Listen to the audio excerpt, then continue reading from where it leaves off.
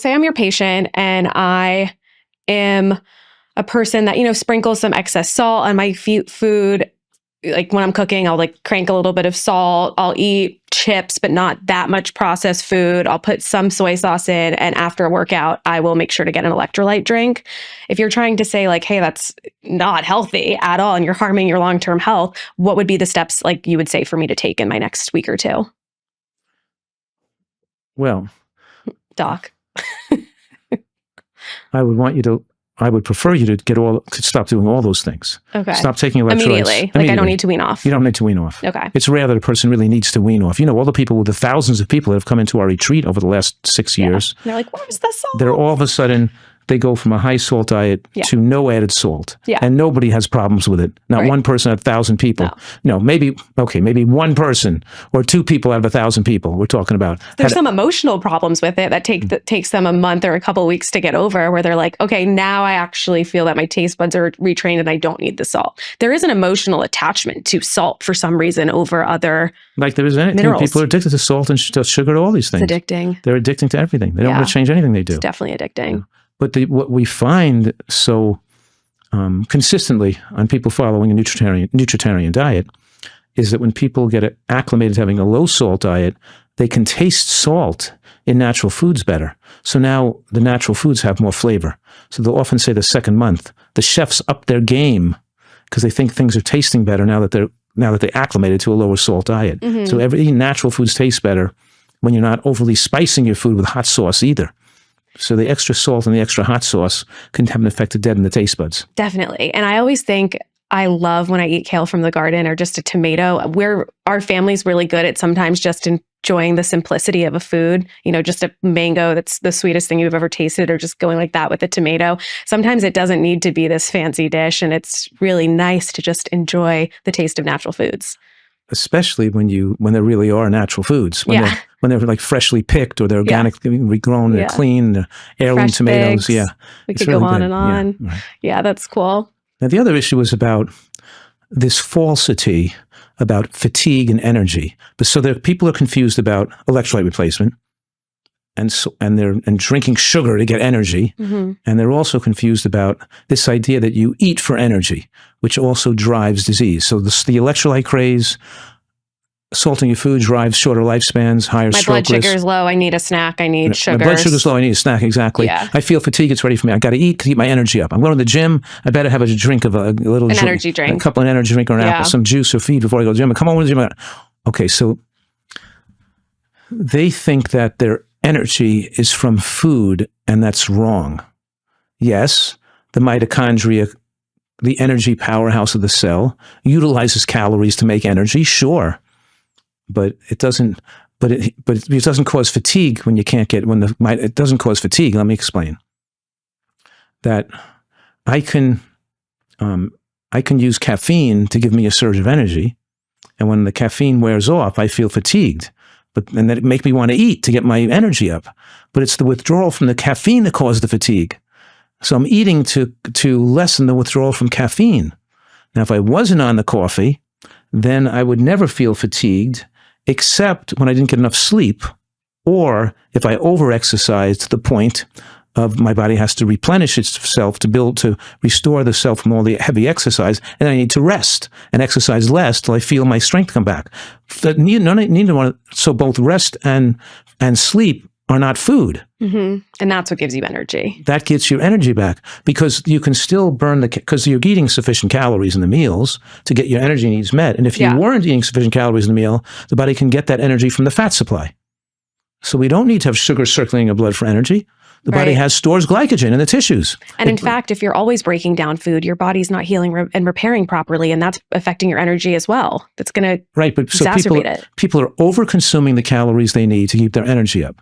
Now, why would a person have to be overweight to keep their energy up? If you have 10 pounds of extra weight on you, you've eaten too many calories. So why would you be fatigued to eat fatigue to prevent fatigue by having to overconsume calories to prevent fatigue? And here's my point.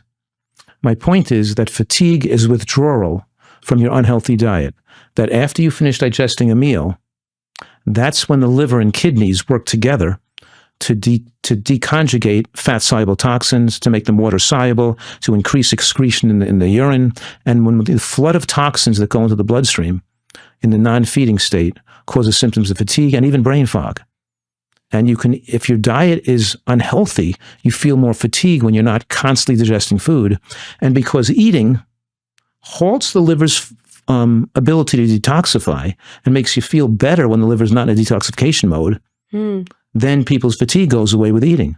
So they mistakenly think that their fatigue is going away because they needed calories, and all they did is stop detox. Right. And we're taking the fatigue away by making the body healthier. So the 4 determinants of health, not the only 4, there's more than 4, but the 4 main determinants of health. Number 1, the nutrient concentration of each cell, right? The micronutrients in the cell, particularly phytochemicals and antioxidants. And number 2, the toxicity or chemicals in the cell. And the toxicity is a combination of endogenously produced waste produced by your own body, and exogenous waste, smoke, pesticides, chemicals from the outside world. And the level of waste products, both endogenously produced by our cells, like formaldehyde and ammonia and urea produced by the body, right? Proteinaceous waste, is proportional to the level of micronutrients in the cell. The lower micronutrients, the body can't rid itself of toxins. More micronutrient concentration, toxic load is lower. Mm-hmm. The other determinants. Toxic load would also be like inflammation, because we hear that word all the time, right? Yes, right. The inflammation refers to the damage to tissues by increased reactive oxygen species, more free radicals in your tissues. Right. And that's related to these. And the free radicals is one of the toxic elements we're talking about here. Combination of all those toxins cause inflammation. Got it. And the body produces inflammation to remove toxins from tissues.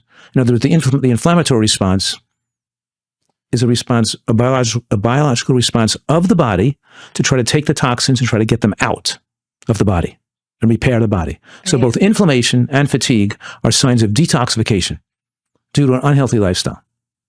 So now we have people overeating to keep their energy up, to keep their fatigue down. Shutting off the detoxification process. Shutting off the detoxification process, aging them, causing a shortened lifespan, where the 3rd determinant of health is your body fat percent. Lower is better. And your body fat percent determines your insulin resistance.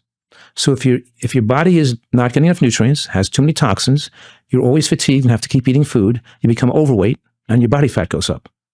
And these 3 things interact with each other to accelerate your death. You said 4 things. Are you counting insulin resistance as the 4th? No, insulin resistance is part of the 3rd thing, because your insulin resistance is proportional to your body fat percent. Got it. Now, I don't want to encourage anorexia here. I'm not saying low fat with no bottom limit. There's a bottom limit. There's a bottom limit. The optimal body fat percent for a male is below 15%, and for a female, it's below 25%, right? But we don't want people's BMI. We want the optimal lifespan for women with BMIs between 18 and 21, and for males between 19 and 22. We want to be muscular and have some strength of our bones and muscles. So we don't want to be anorexic. We want to eat enough food to maintain muscle mass and bone mass with aging and strength, but still have low body fat. That's the key. How can I maintain my low body fat as I'm aging? And that's the whole what we're trying to do. Low body fat and muscle mass. Low body fat with more muscle and bone mass. Yeah. Mm-hmm. Right. Don't forget the muscle mass. And you can't do that without exercise. You can't keep your body fat low and your muscle and bone mass high without controlling your diet and also doing exercise. And you know what I really believe with BMI is that your ideal weight comes from the kitchen, and that exercise is just the tool to be like lean and build muscle. I do not think that someone who wants to lose weight will get there sustainably with just working out like crazy. I really do not think that is the way. No, but people do. People think like, I just need to work out to reach my ideal weight. And I really think it starts in the kitchen. No, you cannot out exercise your mouth. Right? I swear it. You agree.